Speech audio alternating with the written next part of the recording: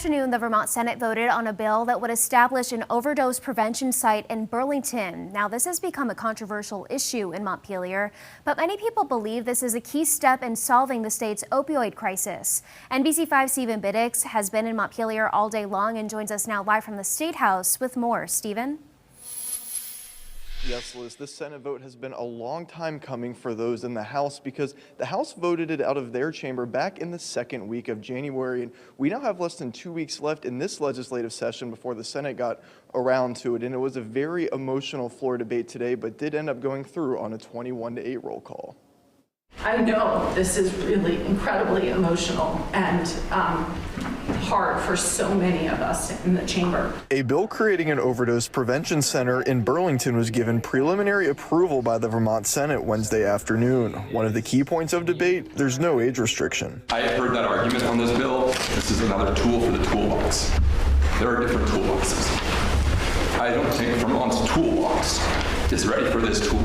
The different tools require different supports, different safety procedures, different mechanisms to make sure everybody knows how to use the tool and to make sure the tool is used safely.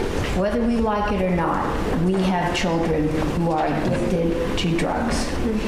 The purpose of this is not to teach them. When you walk in, there's people there. Their job is, when you're in this vulnerable moment and you're shooting up, they're there with information to help you. Emotions running high on the floor as senators agree they all want to curb overdoses across the state, but how to do it is where they differ. I can't believe that this is the best that we can come up with to combat opioid deaths.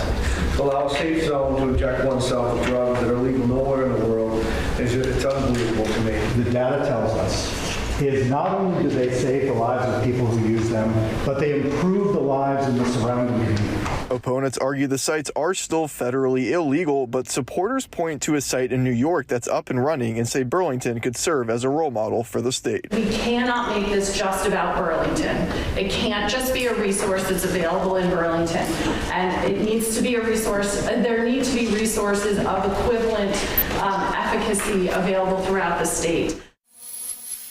And Governor Phil Scott has not been very supportive of these sites, and a veto does seem likely if it does get to his desk, and the Senate is expected to give final approval tomorrow before heading back to the House one more time. Live in Montpelier, Stephen Biddix, NBC5 News.